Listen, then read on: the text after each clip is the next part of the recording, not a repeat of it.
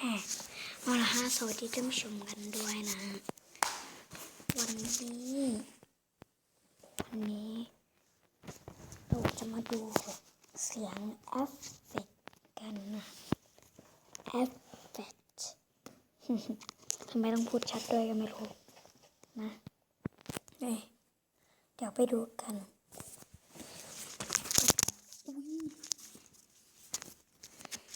เดี๋ยวตัดไปเลยนะ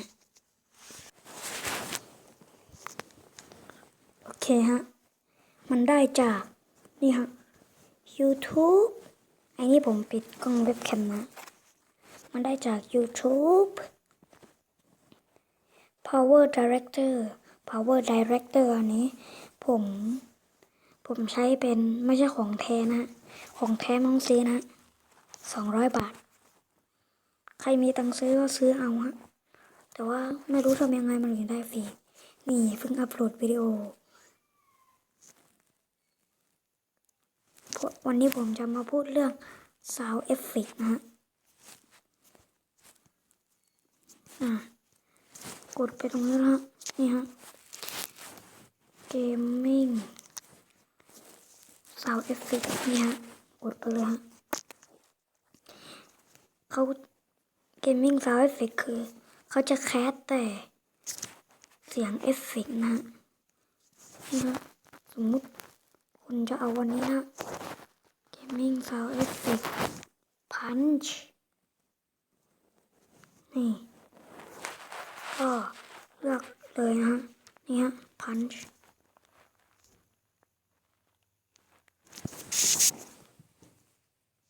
เอาใหม่นะเอาใหม่เมื่อกี้ผมปิดเสียงอยู่นี่ฟังใหม่นะได้ยินไหมดังแบบนี้สิแล้วก็ถ้าจะโหลดนะต้องกดอันแรกนะฮะเนี่ย Free Effect Pack นะฮะนี่ฮะต่อผมขีดเส้นใต้ไว้ให้นะ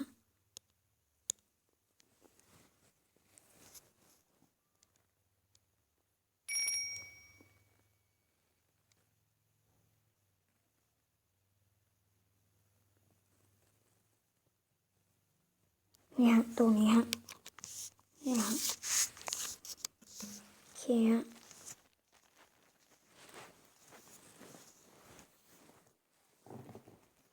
กดไปปั๊บกดไปมันก็ขึ้นหน้าอะไรก็ทำเอาเองนะฮะก็คงจะทำได้นะส่วนจะเลือกอันนู้นอันนี้อันนั้นนะก็หาเลยนะ หาเลยนะ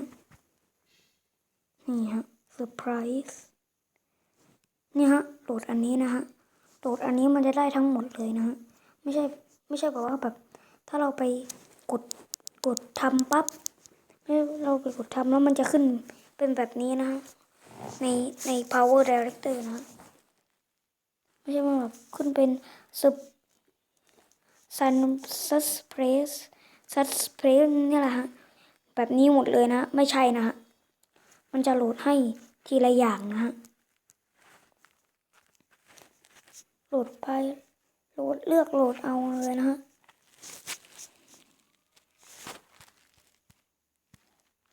ก็พอโหลดเสร็จปั๊บให้เข้าไปที่ power director เข้าไปแล้วปั๊บให้ถ้าใช้ของแท้นี้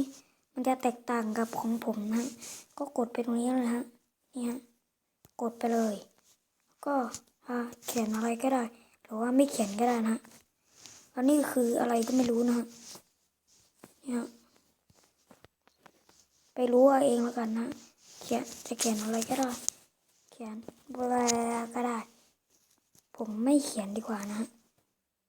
ผมว่าเขียนว่าทดลองทำดูแค่นั้นก็พอนี่ส่วนคลิปที่แล้วนะมันไม่ใช่มันไม่ใช่แบบนี่ฮะมันก็เข้ามาแบบนี้นะ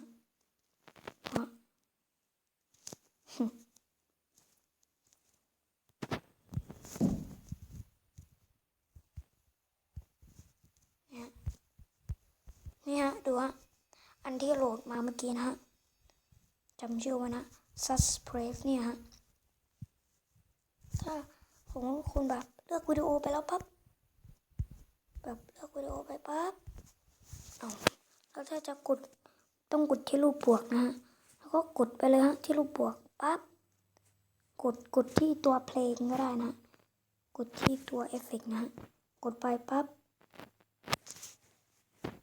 กดไปก็มันจะขึ้นบวกให้นะฮะก็อันนี้สมมุตินะดูนะฮะ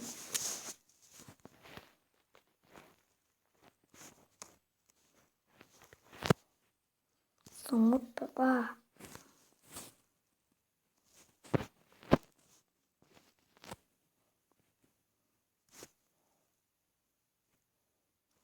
สมมุติผมเลือกอันนี้แล้วกันนะไม่ใช่ละเอาอันไหนดีเอาอันนี้ดีกว่านะ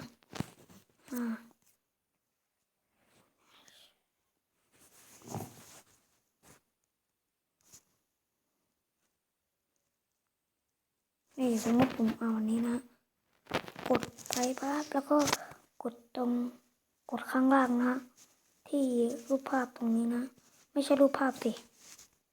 กดตรงวิดีโออ่ะเดี๋ยววงกลมให้ผมก็ยังไม่ค่อยเก่งนะกดตรงนี้หน่อยนะกดไปเลยฮะตรงไหนก็ได้แต่ต้องเป็นตรงนี้นะแถวๆนะฮะกดไปปั๊บมันก็ขึ้นแล้วพวกนี้ก็ช่างมันผมไม่อยากจะสอนตัดต่อนะไม่รู้อันนี้เป็นคลิปทำงานของผมนะ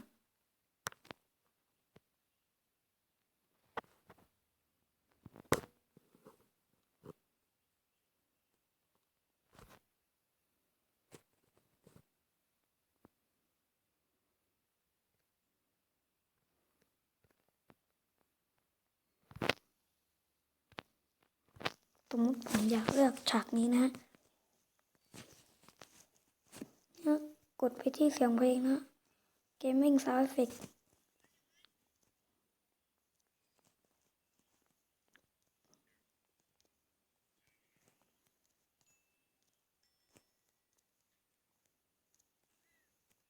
นี่อันนี้เซอร์ไพรส์มาก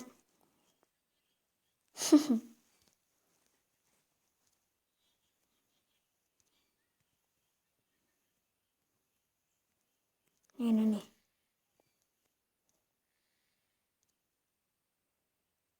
สมมติผมอยากเลือก2อันนี้นะกดไปปั๊บนี่ด้วยปั๊บลองดู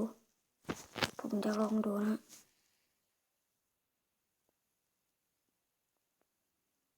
ไม่ได้อ่ะเอาใหม่นะไม่ได้ดูโปรเจกต์แพ็คเลือกวิดีโอสมมติผมเอาวิดีโอเดิมมาลองดูฮะลองดูวิดีโอเดิมอยู่ไหนวะเฮ้ยลายวะเลือกอันไหนลงวะเมื่อกี้ลายมูวี่อ่ะใช่กดบวกไป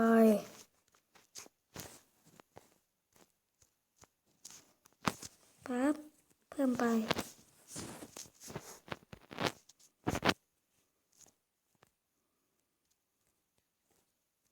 อยู่ไหนแล้วนี่อันที่4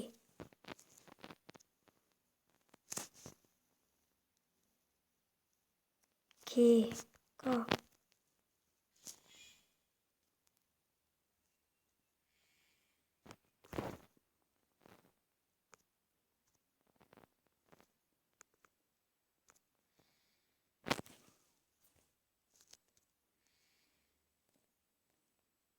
โอ้ยไม่ได้อ่ะเอาใหม่โอ้ยเดี๋ยวตัดต่อไปแล้วกันโอเคฮะมาแล้วฮะ Gaming Sound Effect ปั๊บ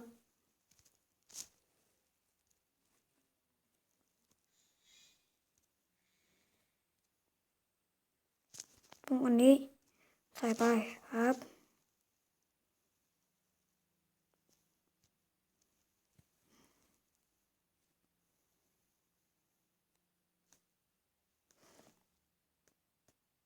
ต้องใช้ความระมัดระวังเป็นอย่างสูงนะฮะ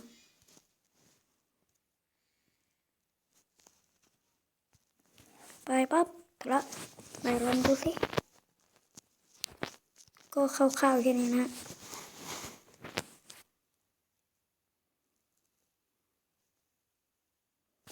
ประมาณนี้นะ